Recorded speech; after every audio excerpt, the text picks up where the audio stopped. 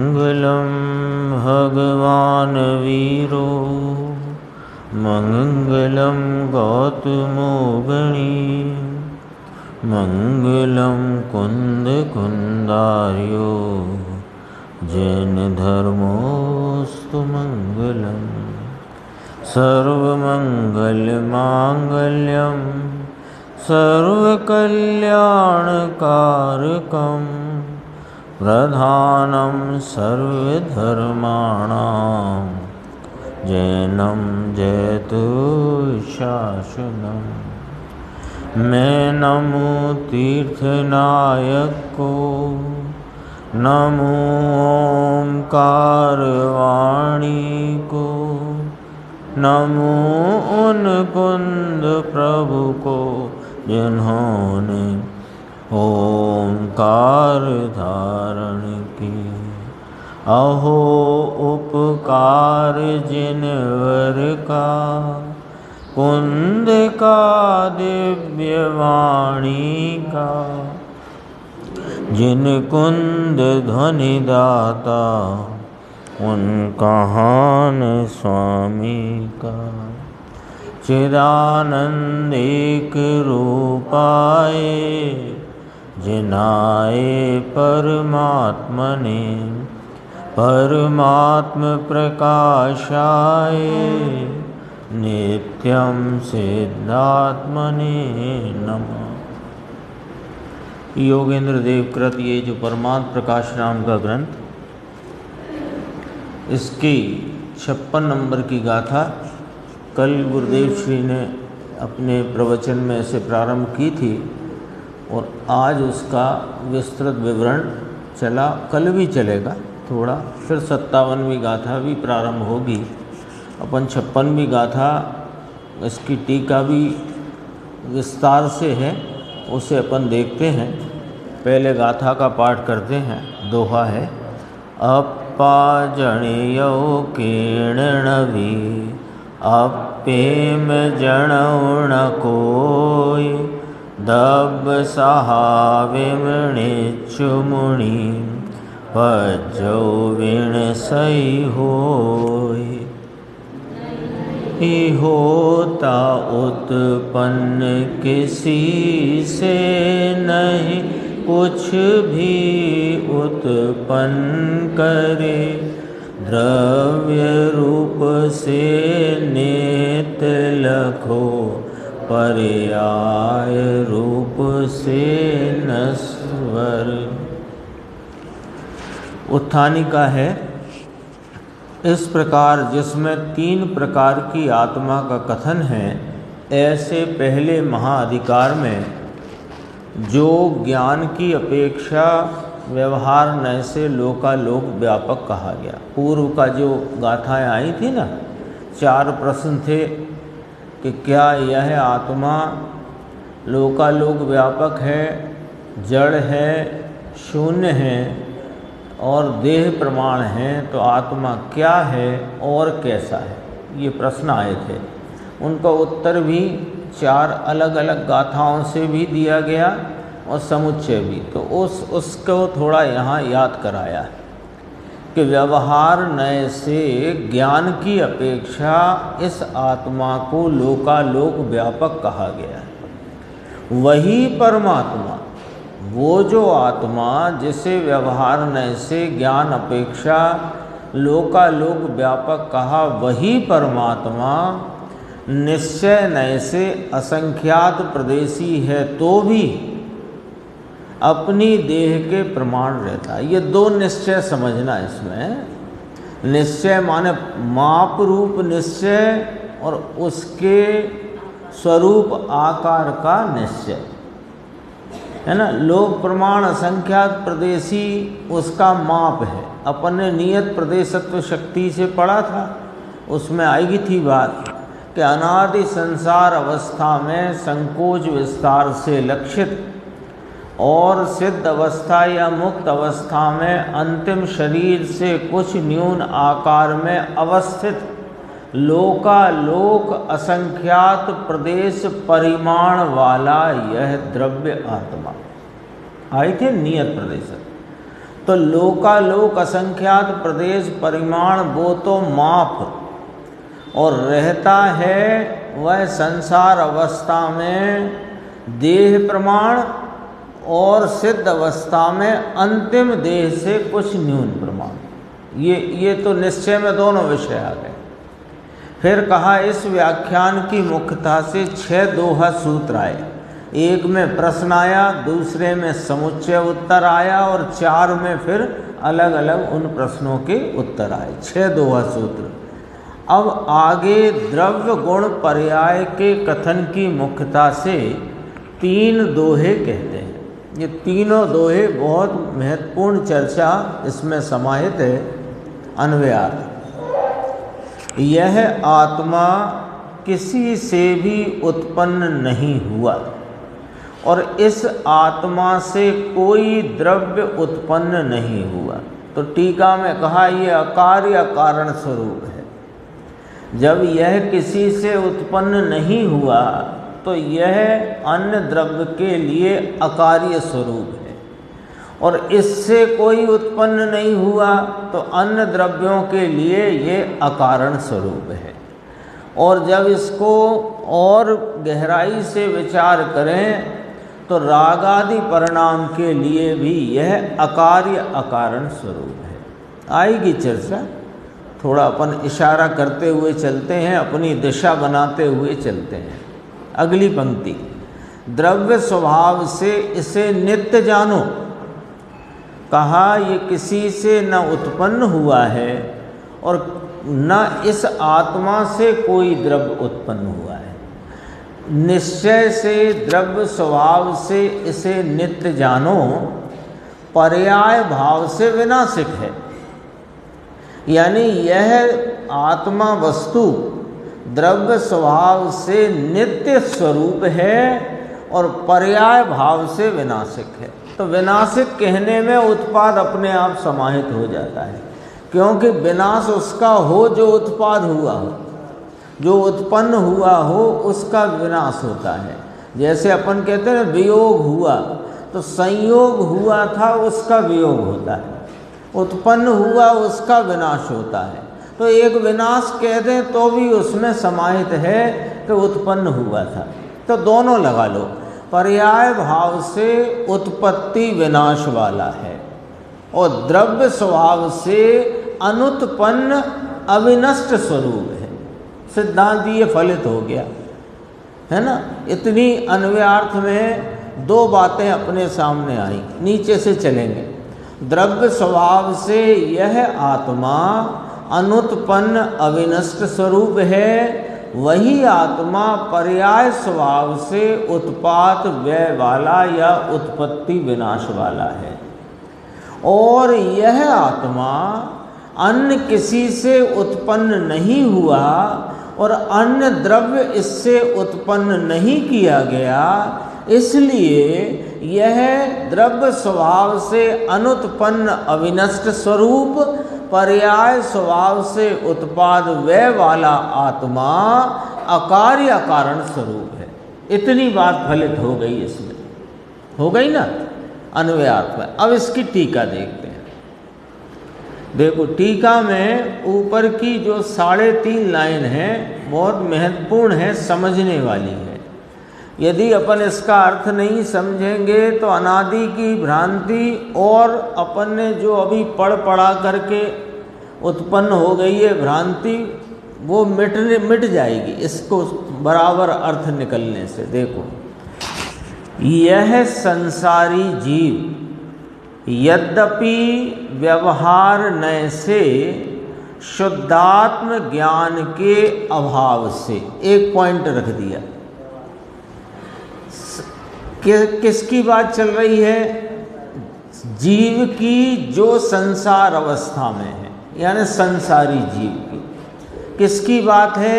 संसारी जीव की। इसने क्या नहीं किया कि शुद्धात्म ज्ञान का भान या शुद्धात्म स्वरूप का भान नहीं किया। उससे क्या हुआ कि इसने उपार्जन किया, कमाया। क्या? ज्ञानावरणादि शुभ अशुभ कर्म। व्यवहारने की बात है, ये पहले याद रखना। शुद्धात्मा कर्मों को कमाए फिर अकार्य कारण कैसे सिद्ध होगा? ख्याल में आई बात? आत्मा अकार्य कारण स्वरूप कहा कि नहीं? अभी प्रभाकर भट्ट से कहा योगेंद्र देव ने कि ये आत्मा अकार्य कारण स्वरूप है, जिसकी ब्रह्मदेव सूरी अभी टीका कर रहे हैं। तो आत्मा ने कर्मों का उपार्जन किया, माने कर्म कमाए, तो कर्मों को इसने वास्तव में नहीं कमाया, व्यवहारने का कथन है। व्यवहारने का कथन क्यों है?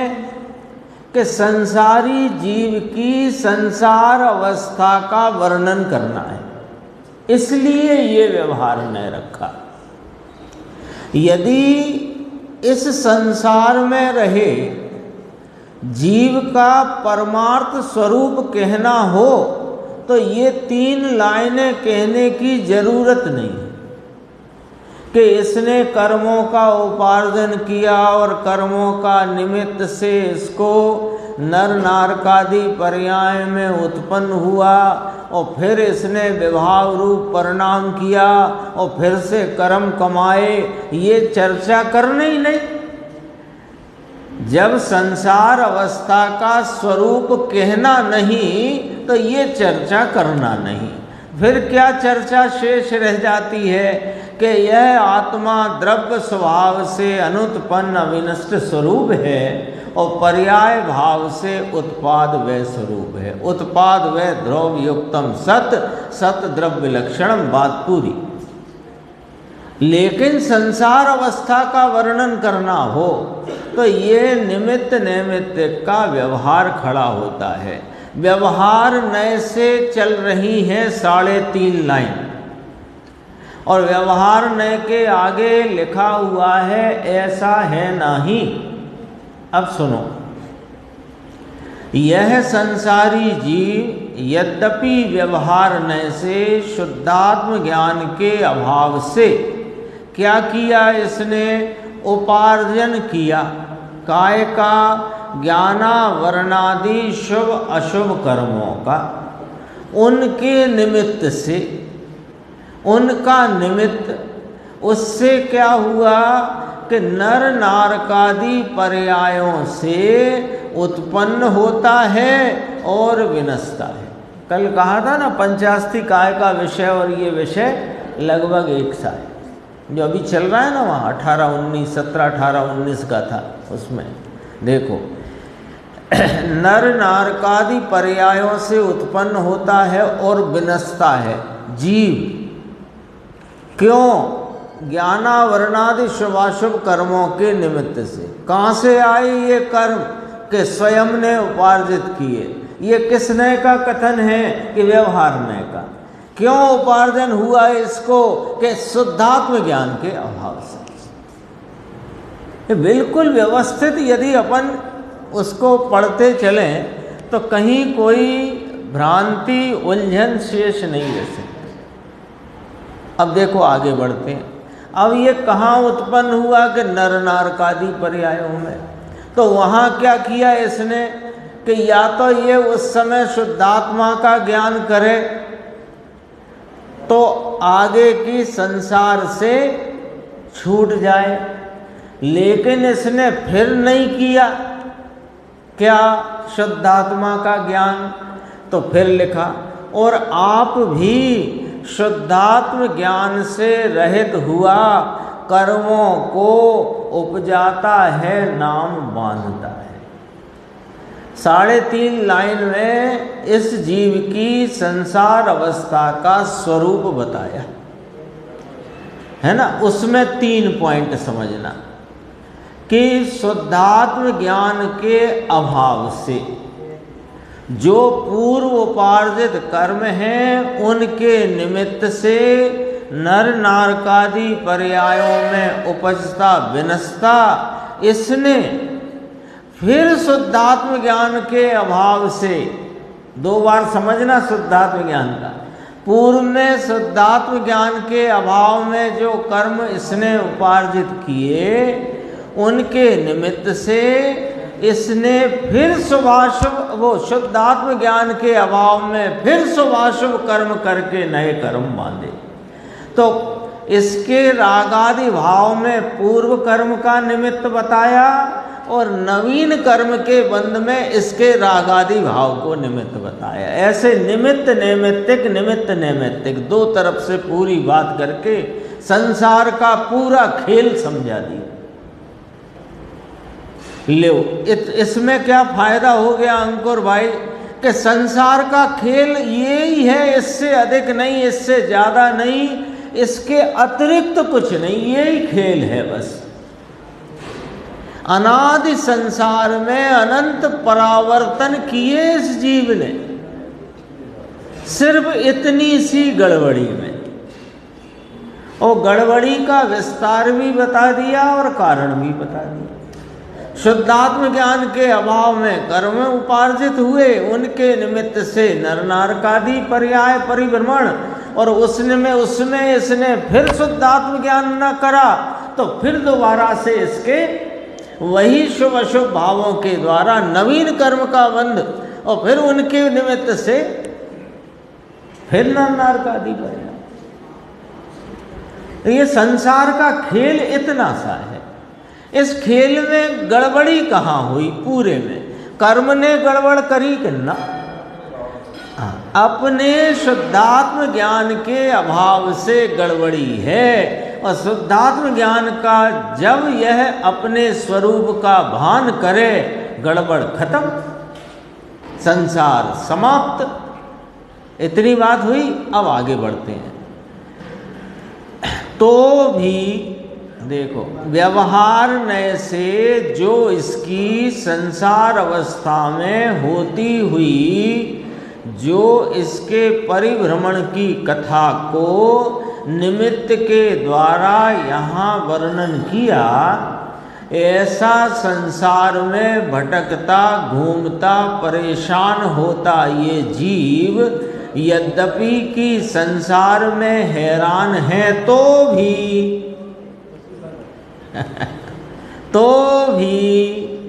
शुद्ध निश्चय नय से शक्ति स्वरूप से शुद्ध ही है। कब? कि ये शुद्धात्मा के भान के अभाव काल में संसार में परिभ्रमण करते समय भी यह परमार्थ से यथार्थतया वास्तव में असलियत में ये शक्ति रूप शुद्ध ही है। ले खुशखबरी भी आ गई। देखो कैसा शुद्ध है सो सुनो। अभी संसार अवस्था बताई थी, अब इसकी शुद्धता का हाल भी समझो कि कर्मों से उत्पन्न हुई नर नारकादि पर्याय रूप ये होता ही नहीं। बोलो कौन नहीं होता? असलियत से जो ये जीव है, जो ये जीव का परमार्थ यथार्थ वास्तविक असली जीव, असली स्वरूप, वो नर नारकादि पर्यायों से उत्पन्न होता ही नहीं। और सुनो, जब ये कर्मों से उत्पन्न होने वाली यानी कर्मों के निमित्त से होती हुई जो नर नारकादि पर्याय रूप ये जीव कभी नहीं होता, एक बात। दूसरी बात, और आप भी कर्म नौ कर्मादिक को नहीं उपजाता, और ये जीव स्वयं कर्म नौ कर्म को उत्पन्न नहीं करता। कर्मों से उत्पन्न नर नारकादि पर्याय रूप नहीं होता, और ये कर्म नौ कर्म, कर्म नाम द्रव्य कर्म, और नौ कर्म माने उनके निमित्त से मिलते शरीर आदि पर पदार्थ। तो आप भी माने स्वयं यह शक्ति स्वरूप पवित्र त्रैकालिक ध्रुव स्वरूप यह असली आत्मा, ये ना तो नर नारकादि पर्याय रूप होता और ना कर्म नौ कर्म को उपजाता। ये नर नारकादि पर्याय रूप आया ही नहीं, हुआ ही नहीं। क्यों कि नर नारकादि जो पर्याय हैं, थोड़े अपन समझ के चलेंगे। नर नारकादि जो पर्याय हैं ये सौपाधिक पर्याय हैं, ये पर की उपाधि वाले भाव हैं। तो पर की उपाधि इस परमार्थ आत्मा को क्यों और कैसे, यानी नहीं, और स्वयं कर्मों को नहीं उपजाता, यानी ये कर्म बांधता ही नहीं है। कल तो दोपहर को कितनी गंभीर चर्चा थी, ये कर्म भोगता ही नहीं है, बांधता नहीं, भोगता नहीं।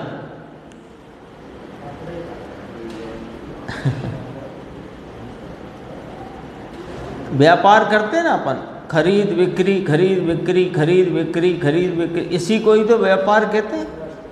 तो खरीद बिक्री में बही खाते कितना व्यापार करते और बही खातों में से कितनी आमदनी होती। तो कर्म क्या है? बही खाता। जीव अपने स्वरूप को भूलकर शुभाशुभ भाव से परिणमने का व्यापार करता है या अपने स्वरूप को पहचान कर शुभ अशुभ भाव से रहित शुद्ध भाव से परिणमता है। इसमें लाभ हानि होती है। कर्म तो वही खाता है, एंट्री टू एंट्री, और क्या है। तो ये ना तो नरक नारकादि पर्याय रूप होता। अभी बहुत गंभीर गंभीर चर्चा है इसमें, है तो 4-5 लाइन। ये मैंने अलग अलग कलर से इसलिए कि जितनी जितनी चर्चा छांट ली, मुझे सहूलियत हो जाती है। देखो, स्वयं भी नर नारकादि पर्याय रूप नहीं होता, स्वयं भी कर्मों को नहीं उपजाता। और सुनो यशवंत भाई, क्या गजब की बात है, व्यवहार से भी नहीं जन्मता है ये। साहेब आप कह रहे थे कि ये अभी ऊपर ही कह रहे थे नर नारकादि पर्यायों से उत्पन्न होता है, और आपने ही कहा था व्यवहार न से कह रहे हैं हम। अब आपने कहा कि ये व्यवहार से भी नहीं जन्मता है। ये क्या हो गया? ये तो पूर्वा पर विरोध आ गया कि नहीं आया। सुनो, हमने कहा था नर नारकादि पर्यायों से उत्पन्न होता है, पर्यायों की बात करी थी। अब हम द्रव्य की बात कर रहे हैं, और द्रव्य तो उस पर्यायों में भी ना जन्मता है न मरता है। हाँ, आचार्य भगवंतों की टीकाएं देखो कितनी।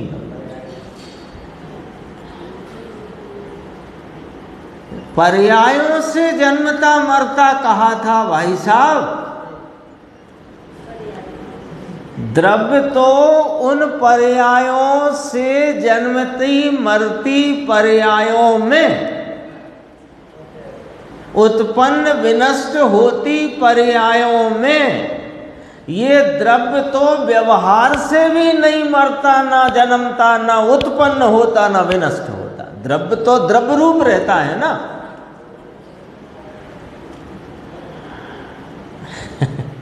कितनी गंभीर है देखो बातें। ये सब बातों से फायदा क्या? बहुत बारीक बात अपने समझ में आ जाने से क्या फायदा होता है? अरे ताकत बढ़ती है, हिम्मत आती है। ताकत आती है किसकी? अपनी असली।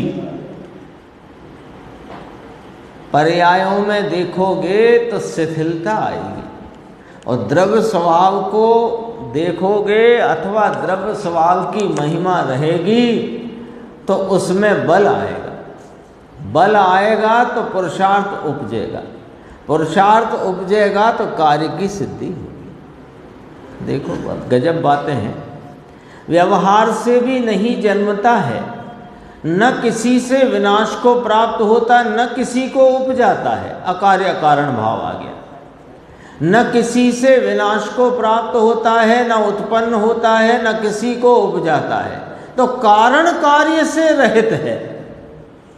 कारण कार्य से रहित को अपन रहित शब्द हटाकर आगे आ लगा दें तो अकार्य कारण बोल सकते हैं कि नहीं? कारण कार्य से रहित है, नाम अकार्य अकारण स्वरूप है।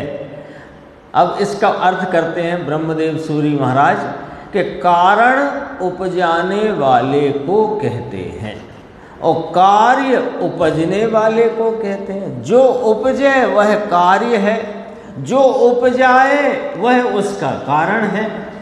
तो ये आत्मा शुद्ध निश्चय से जो शक्ति रूप से शुद्ध है, जो नर नारकादि पर्याय रूप नहीं होता और आप भी कर्म और नौ कर्म को नहीं करता। तो आ गया इसमें अकार्य कारण। लो जो नीचे बात कही यहाँ घट गई। नर नारकादि पर्याय रूप नहीं होता यानी उस कार्य रूप नहीं होता और कर्मों को उपजाने का कारण नहीं होता। कारण किसे का? जो उपजाए वो कारण, जो उपजे वो कार्य। तो नर नारकादि रूप भाव से होता ही नहीं तो अकार्य स्वरूप, और कर्म नौ कर्म को उपजाने का बांधने का कार्य करता नहीं सो अकारण स्वरूप। अब इसी में अंदर और थोड़ी सी बारीकी से आते हैं कि पर द्रव्य का कार्य रूप नहीं, पर द्रव्य के कारण रूप नहीं, ये तो ठीक, लेकिन पर द्रव्य के कार्य में ये निमित्त होए उन भाव रूप ही नहीं होता। यानी ये रागादि भाव का कारण नहीं और रागादि का कार्य नहीं। एक स्टेप और आगे बढ़ गए। पर द्रव्य का कार्य कारण नहीं और रागादि का कार्य नहीं और रागादि का कारण नहीं। देखो, सो यह दोनों भाव वस्तु में नहीं है। कौन से दोनों भाव? कि किसी का कार्य होने का और किसी के कार्य का कारण होने का, कारण कार्य भाव, दोनों भाव इस वस्तु में नहीं, इसलिए यह वस्तु अकार्य अकारण स्वरूप है। एक पॉइंट तो इस गाथा का ये आ गया। अब दूसरी बात, द्रव्यार्थिक नय से जीव नित्य है और पर्यायार्थिक नय से उत्पन्न होता है तथा विनाश को प्राप्त होता है। ये बात ऊपर हो चुकी है, हो गई है ना। ये अपन ने इसमें ही देख लिया था, अन्वयार्थ में बात हो गई थी।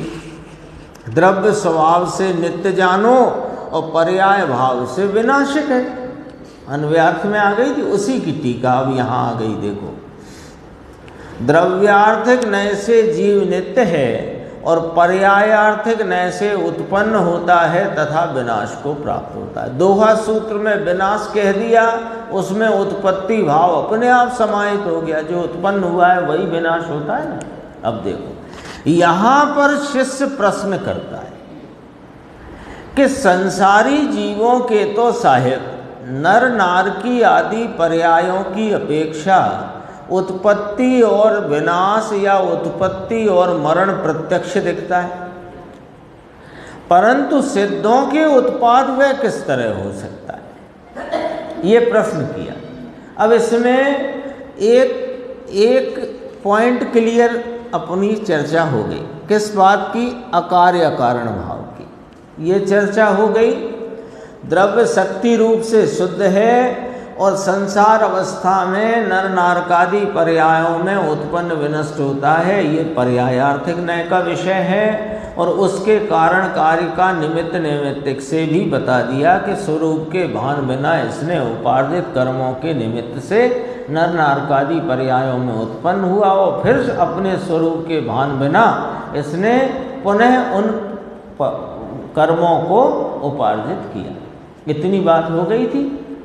बार बार इसलिए कह देते हैं कि याद रह जाए पीछे क्या चल गया, इसलिए अब आपको ये नहीं लगे दोबारा दोबारा क्यों कह रहे हो, वो याद आ जाती है उतनी बात। अब बात ये आई, इसमें दूसरा विषय ये खड़ा किया टीकाकार आचार्य ने कि अब शिष्य प्रश्न करता है, यानी हमने आत्मा का संसार अवस्था का स्वरूप तो समझ लिया कि शुद्धात्मा के भान बिना ये नर नारकादि पर्यायों में उत्पन्न और विनष्ट होता है, और शक्ति स्वरूप से ये सिद्ध वो क्या नित्य है, शुद्ध है। तो द्रव्यार्थिक नय से नित्य और पर्यायार्थिक नय से उत्पत्ति विनाश वाला है। ये हमें इतनी बात समझ में आ गई। अब हमें एक बात समझ में नहीं आ रही। शिष्य ने प्रश्न रखा कि संसारी जीवों के नर नारकादि जो पर्याय हैं वे तो पलटती हुई बदलती हुई हमें प्रत्यक्ष दिख रही हैं, लेकिन सिद्धों के उत्पाद वे किस तरह सिद्ध होएगा? वे तो वहाँ तो कोई ये नर नारकादिक पर्याय है नहीं, तो सिद्धों के फिर परिणमन कैसे सिद्ध होगा? सिद्धों के पर्याय आर्थिक नय के विषय में क्या लेना? द्रव्यार्थिक नय के विषय में तो जो सिद्ध में सो मुझ में, ये बात तो पकड़ गए हम।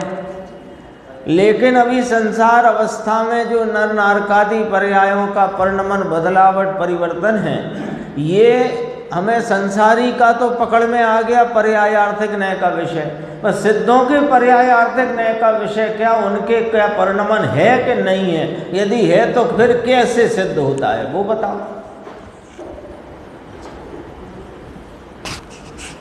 क्यों प्रश्न ये क्यों किया? क्योंकि उनके विभाव पर्याय नहीं है, स्वभाव पर्याय ही है, और वे सदा अखंड अविनश्वर ही हैं। तो हमारा ये प्रश्न है कि सिद्धों को पर्याय किस प्रकार है, अथवा सिद्धों के उत्पाद वह किस प्रकार सिद्ध होगा? ये प्रश्न आ गया। प्रश्न आ गया समझ में? प्रश्न आ गया समझ में? संसारी जीवों के तो नर नारकादि पर्यायों का परिवर्तन प्रत्यक्ष दिखाई देता है, और सिद्धों के तो स्वभाव पर्याय हैं, शरीर आदि का संग संयोग है नहीं, जन्म मरण उनका अब दिखाई देता नहीं। तो फिर हमको ये बात बताओ कि सिद्धों के यह पर्याय का यानी स्वभाव पर्याय है, वे सदा अखंड अविनश्वर हैं, तो उनके उत्पाद वे किस तरह से, ये समझा दो आप। समाधान समाधान 3 प्रकार से आएगा। अब ये भी ख्याल में रखना, 3 पॉइंट आएंगे इस बात को सिद्ध करने के लिए। 3 पॉइंट आएंगे। किस बात को सिद्ध करेंगे? कि सिद्धों के भी उत्पाद व रूप परिवर्तन पर्याय होती हैं। परिवर्तन, पर्याय नाम परिवर्तन, पर्याय नाम परिवर्तन। ये नया नाम क्यों दिया कि सुनो, पर्याय अभिव्यक्ति को कहते हैं या व्यक्तता को पर्याय कहते हैं। तो व्यक्तता को पर्याय कहते हैं, तो व्यक्तता में परिवर्तन होता है ना, तो परिवर्तन पर्याय कहलाए। उसकी जरूरत पड़ेगी उस शब्द की, इसलिए उसको पहले ही खुलासा कर दिया। अब देखो, समाधान ये है कि पहली बात, जैसा उत्पन्न होना मरना चारों गतियों में संसारी जीवों के है, वैसा तो उन सिद्धों के नहीं है, वे तो अविनाशी हैं। हाँ, तो ये वाला पॉइंट तो तुम भूल ही जाओ। यानी सिद्धों के उत्पाद वे को जो हम सिद्ध करना करेंगे अपने समाधान में। तुमने पूछा था ना कि सिद्धों के तो स्वभाव पर्याय हैं, उनके तो हमको फिर कैसे ये उत्पाद वे सिद्ध होगा? संसारी जीवों के तो नर नारकादि में प्रत्यक्ष दिखता है, सिद्धों के कैसे सिद्ध करोगे आप उत्पाद वे? तो कहा हम वैसे तो सिद्ध नहीं करेंगे जैसा तुम सोच रहे हो। संसारी जीवों के जो उत्पन्न होना मरना होता है वैसा तो सिद्धों के है नहीं, वे तो अखंड अविनाशी स्वरूप हैं। ठीक है ना? इतनी बात कहकर अब कहते हैं, परंतु शास्त्रों में प्रसिद्ध अगुरु लघु गुण की परिणति रूप अर्थ पर्याय हैं। वह समय समय में आविर्भाव तिरोभाव रूप होती हैं। अर्थात समय में पूर्व परिणति का, समय में माने एक समय में पूर्व परिणति का व्यय होता है और आगे की पर्याय का आविर्भाव यानी उत्पाद होता है। इस अर्थ पर्याय की अपेक्षा उत्पाद व्यय जानना सिद्धों के अन्य संसारी जीवों की तरह ये जो नर नारकादि परिवर्तन है ऐसे नहीं, ऐसे तो हो ही नहीं सकता, उनको है ही नहीं है।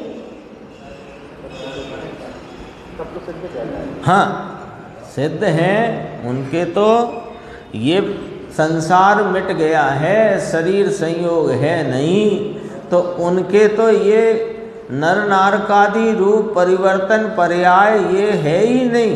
तो इसकी तरफ से तो तुम लक्ष्य छोड़ दो। और अब जो तुम्हें उनके किस प्रकार उत्पाद व्यय है ये बात समझना हो तो अगुरु लघुत्व गुण को समझो।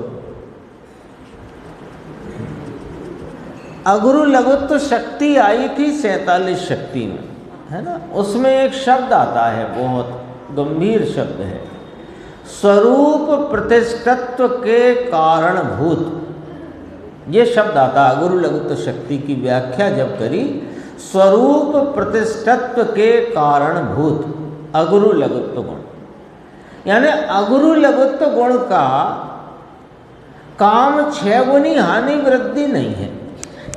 जरा थोड़ी सी बात को इधर से समझना है। 6 गुनी हानि वृद्धि अगुरु लघुत्व का काम नहीं है, क्योंकि हानि वृद्धि पर्याय में होती है ना, अर्थ पर्याय जिन्हें कहा जाता है। तो अगुरु लघुत्व का काम 6 गुनी हानि वृद्धि नहीं है। सुनना, अगुरु लघुत्व का काम है स्वरूप प्रतिष्ठित्व,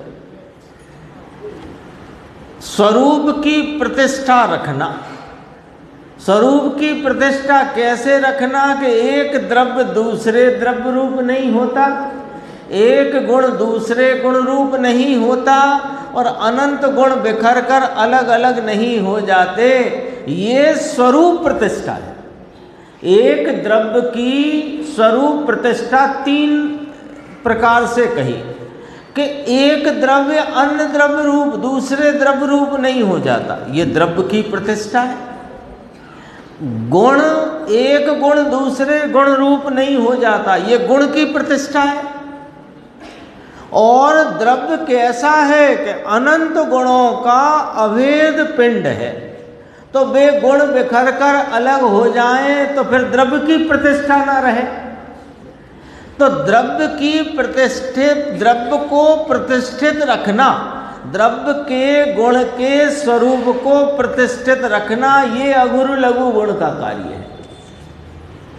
और ये कार्य जो प्रति समय पर्यायों में गुणों की शक्ति के अंश की व्यक्तता में होते हुए हीनादिकता के भाव होने पर भी, जिन्हें 6 गुनी हानि वृद्धि के नाम से कहा जाता है, बताया गया है, उनमें उन 6 गुनी हानि और 6 गुनी वृद्धि रूप से उन गुणों की शक्ति के अंश हीनादिक होने पर भी वह स्वरूप प्रतिष्ठा को नहीं छोड़ता।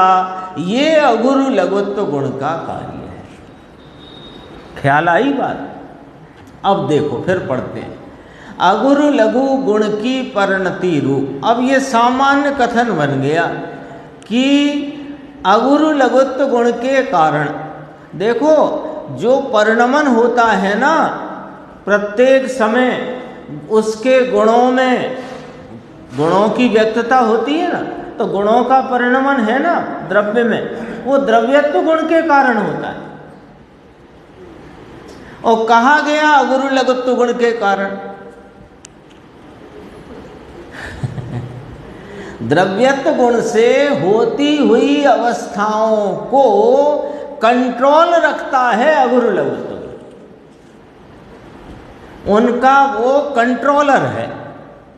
द्रवती इति द्रव्यम, द्रव्यत्व गुण के कारण प्रत्येक द्रव्य की कोई ना कोई अवस्था होती है। अवस्थाएं हीनादिक होती हैं, अवस्थाओं में व्यक्तता के भाव हीनादिक होते हैं, उन्हें कोई कंट्रोल करता है कि हाँ स्वरूप प्रतिष्ठित्व के कारणभूत अगुरु लघुत्व गुण, वो कंट्रोल करता है।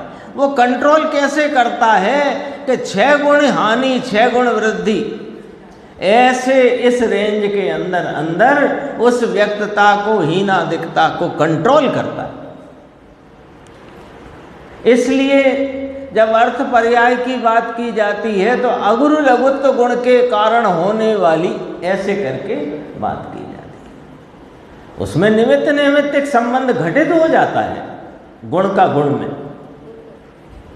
देखो, वह समय समय में आविर्भाव तिरोभाव रूप होती है, अर्थात समय में पूर्व परिणति का व्यय होता। पर्याय का तो सिस्टम ही ये है, उत्पाद व्यय उत्पाद व्यय उत्पाद व्यय उत्पाद व्यय व्यय उत्पाद व्यय, अथवा व्यय उत्पाद व्यय उत्पाद व्यय उत्पाद व्यय उत्पाद, ये पर्याय का सिस्टम है। तो पूर्व परिणति का व्यय होता है, आगे की पर्याय का आविर्भाव होता है।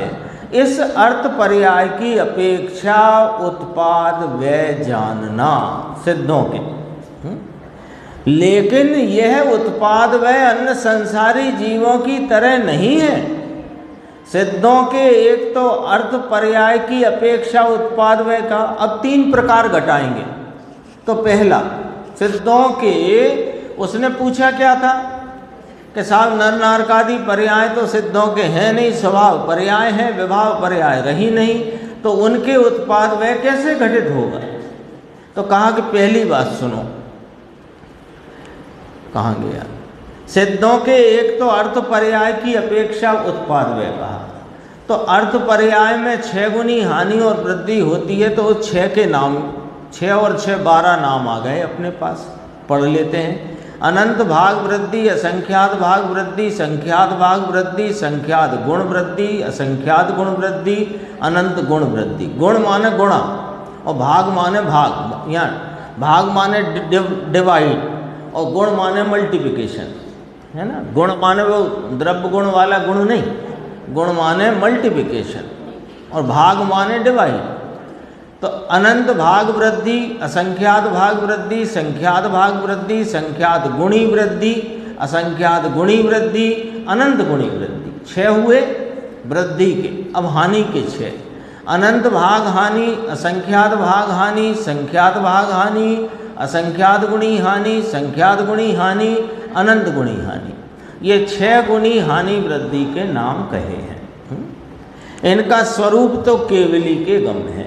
केवली के गम में क्या है कि संख्यात गुणी वृद्धि, उसके बाद हो जाए असंख्यात गुणी हानि। तो ये क्या हो गया, पर्यायों की व्यक्तता में ये केवली गम है।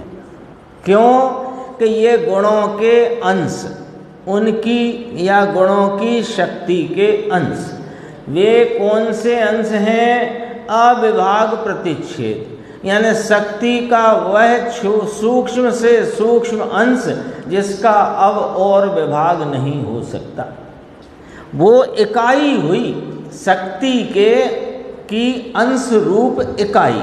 इकाई माने समझते हैं ना, जैसे नापने की इकाई सेंटीमीटर मिलीमीटर, तौलने की मिलीग्राम ग्राम होती है ना, ऐसे इकाई हुई उसकी।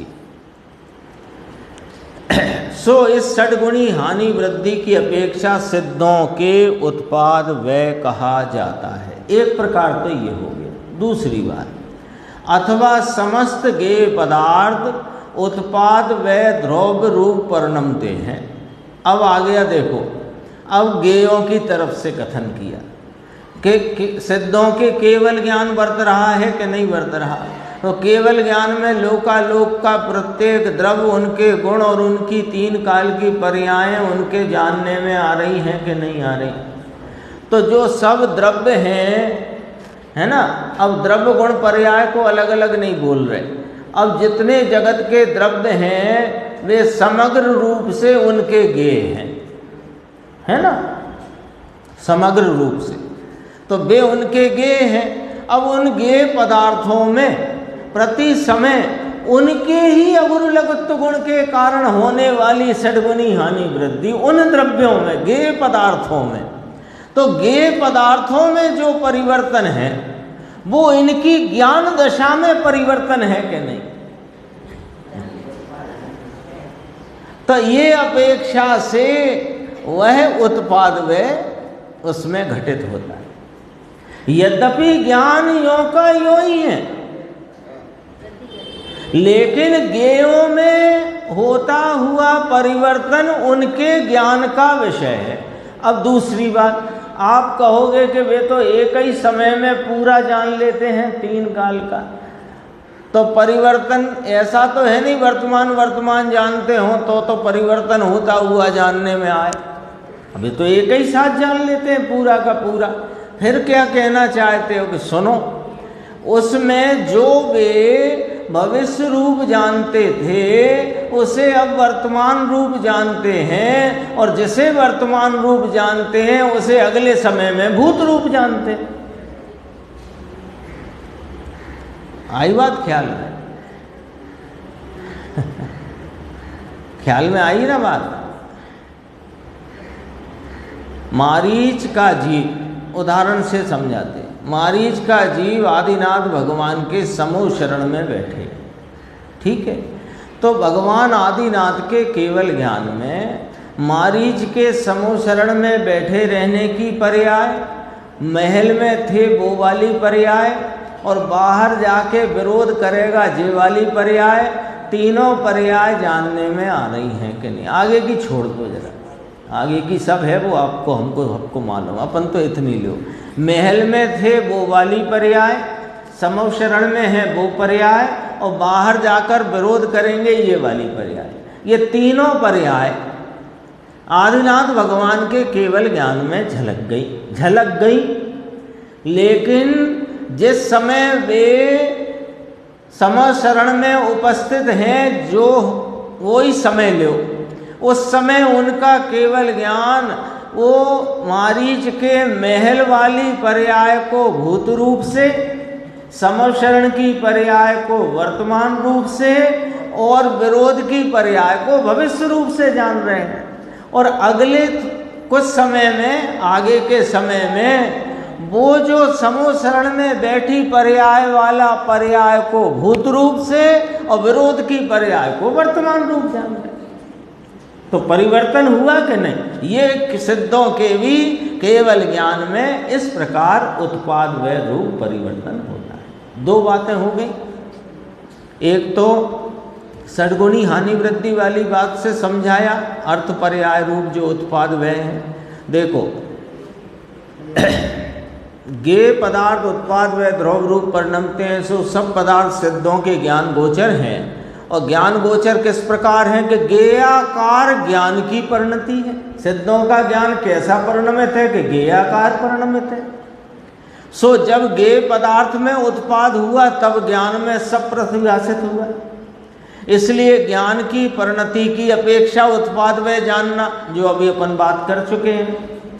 अथवा तीसरी, जब सिद्ध हुए तब संसार पर्याय का विनाश हुआ, जो अब स्थूल पर्याय गिनाई। देखो, 3 करे, 3 में सबसे सूक्ष्म पहले गिनाई, फिर भूत भविष्य के आधार से सामने गेय की पर्याय जो निमित्त में है, लोकालोक तो निमित्त है ना उनके ज्ञान, तो उसकी पर्यायों के परिवर्तन के आधार से यहाँ पर्याय गिनाई। ये उससे स्थूल बात हुई। अब उससे भी स्थूल बात तीसरे नंबर पे कहते हैं, जब सिद्ध हुए तब संसार पर्याय का विनाश हुआ, सिद्ध पर्याय का उत्पाद हुआ, तथा द्रव्य स्वभाव से सदा ध्रुव ही है।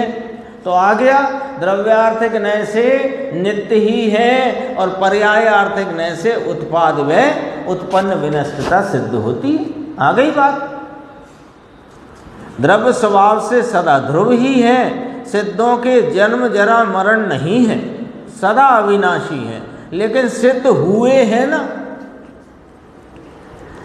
सिद्ध हुए हैं, तो हुए हैं माने संसार पर्याय का विनाश हुआ, सिद्ध पर्याय का उत्पाद हुआ, तो वो उत्पाद में भी तो हुआ ना, तो वो द्रव्य में थोड़ी हुआ, वो तो पर्याय में हुआ।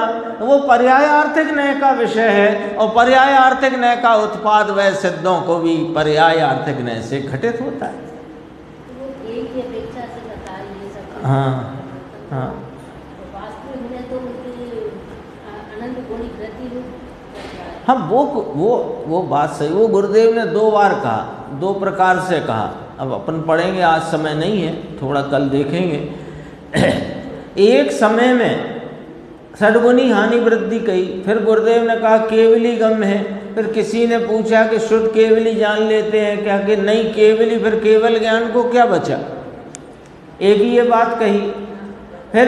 फिर किसी ने पूछा तो एक बात ये भी कही कि केवल ज्ञान में हानि वृद्धि नहीं, वह एक रूप भाव है, वही का वही वैसे का वैसा, ये भी बात कही। अपन जिस प्रकार से चर्चा को समझते हैं, चर्चा अपन करते आए हैं, वही की वही बात है, कोई अलग बात नहीं है। 12 स्थानों में समा जाने वाली, कल मैं जिनागम सार जो पुस्तक पंडित कैलाश चंद जी साहब ने निकाली थी ना, उसमें एक चर्चा बहुत गंभीर है, वो अपन निकाल लेंगे, उसमें से भी देख लेंगे। 12 स्थानों में पतित, ये पतित शब्द अपन ख्याल से छोड़ देते हैं। अपन ने अभी बात करी अगुरु लघुत्व गुण जो है ना, वो परिणमन का कारण नहीं है, परिणमन का कारण द्रव्यत्व गुण है। लेकिन उस द्रव्यत्व गुण से होने वाली जो द्रवित रूप परिणति है, उसको कंट्रोल करता है अगुरु लघुत्व गुण। क्योंकि अगुरु लघुत्व गुण का कार्य परिणमाना नहीं है, उसका कारण स्वरूप, उसका कार्य स्वरूप प्रतिष्ठा।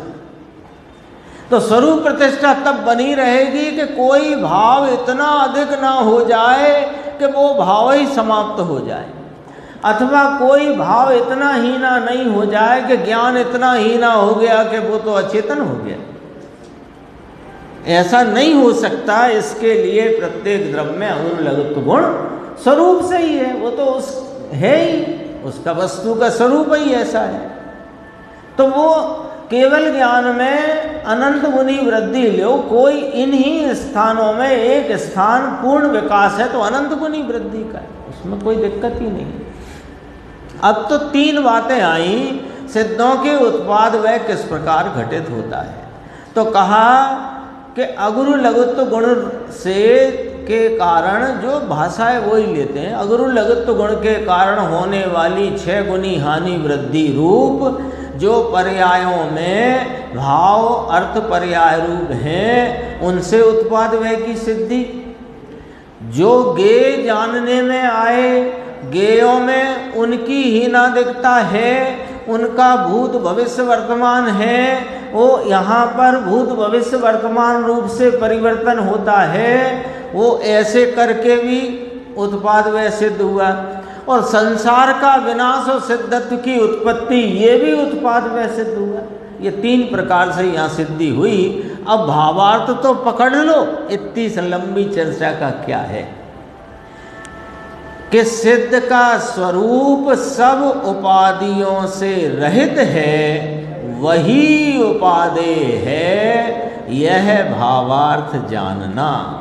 सिद्ध का स्वरूप सब उपाधियों से रहित है, इसलिए मेरा स्वरूप भी सिद्ध समान सर्व उपाधि रहित है, यही उपादेय है। ये इसका भावार्थ हुआ। 1-2 प्रश्न ज्ञान गोष्ठी के छोटे हैं, अपन देख लेते हैं। फिर गुरुदेव की जो चर्चा आई है, उतना समय भी नहीं बचा अपने पास।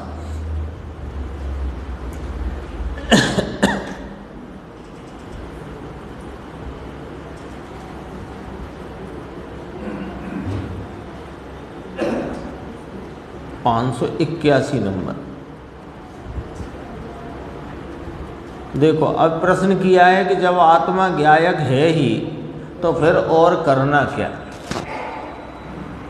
जब यह आत्मा सिद्ध समान शुद्ध है ही, वही उपादेय है, तो अब और करना क्या, ये प्रश्न है। क्रमबद्ध पर्याय का अपना अधिकार चलता है। ये ज्ञान गोष्ठी के प्रश्नोत्तरों में तो उत्तर आया, भाई तू ज्ञायक ही है ऐसा निर्णय कर। तो क्या करना, क्या करें? अब जब हम ज्ञायक ही हैं तो क्या करें? कोई कहता बस जानना करो। जानना करो नहीं, मैं जानन स्वरूप हूं ये स्वीकार करो। जानना तो हो ही रहा है। ऐसे भी बहुत चलता है, भैया कछु होता रहे जगत में, अपन तो बस जानन हारे रहो। तो जानन हारे हो स्वीकार करो, रहो क्या?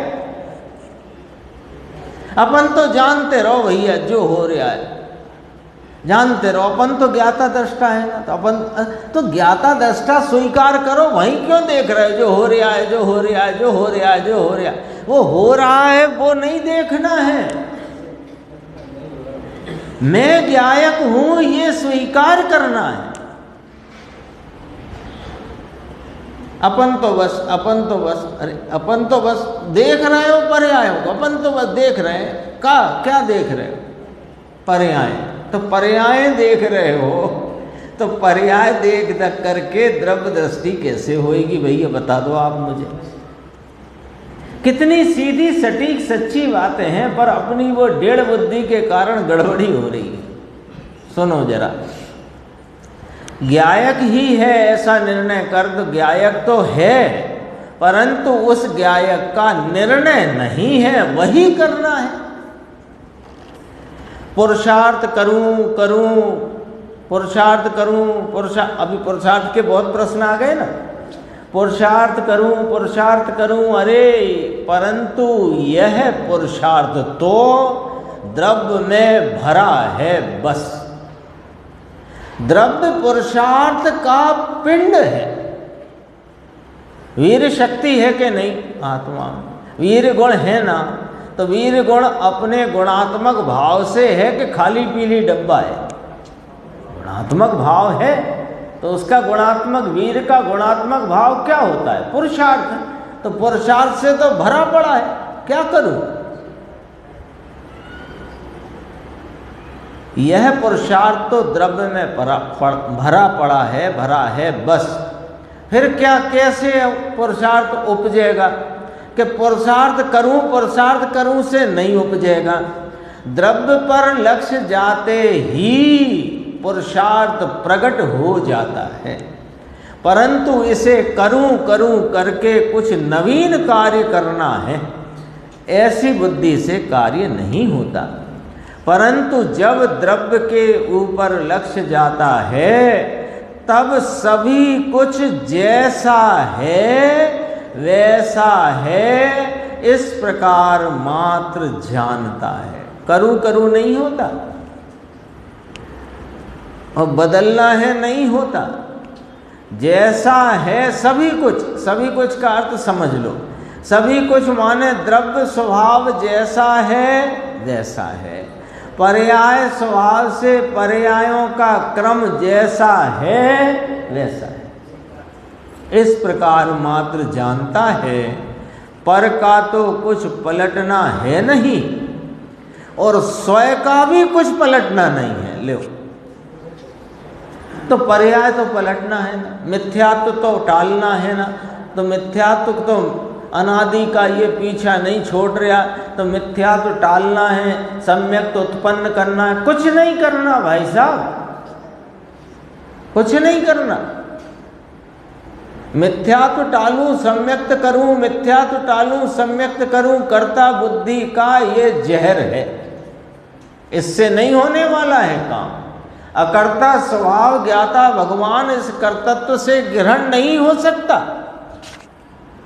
अरे हम थोड़ी राग करने की कह रहे हैं, हम थोड़ी कोई कषाय की मंदता तीव्रता की कह रहे हैं, लेकिन सम्यक्त तो करना है ना।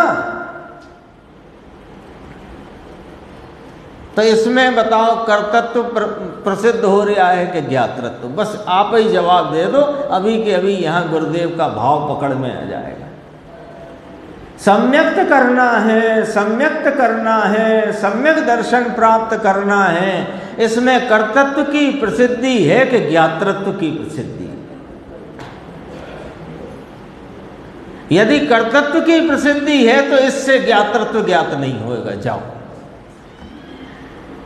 ज्ञातृत्व कैसे प्रसिद्ध होता है कि ज्ञातृत्व ज्ञाता स्वभाव की दृष्टि से प्रसिद्ध होता है। जब सब पर्यायों पर से लक्ष्य छोड़कर एक ज्ञाता स्वभाव को वर्तमान उपयोग लक्ष्यगत करता है तो वहाँ पर यह अकर्ता स्वभाव पर्याय में हाजिर हो जाता है अपने अनंत वैभव की आंशिक प्रकटता के साथ। इसका नाम सम्यक दर्शन है। इस कार्य को सम्यक दर्शन कहते हैं। इस कार्य को मोक्ष मार्ग का उद्घाटन मुहूर्त कहते हैं। लेकिन करना है ये भूल जाओ। पर का तो कुछ पलटना है नहीं, स्वयं का भी कुछ पलटना नहीं। स्वयं का निर्णय करते ही दिशा पलट जाती है। जो दिशा बहिर्मुख थी वो अंतर्मुख होकर के स्वरूप का आलम्बन लेती है और कार्य माने अपूर्व कार्य प्रकट हो जाता है। शेष चर्चा।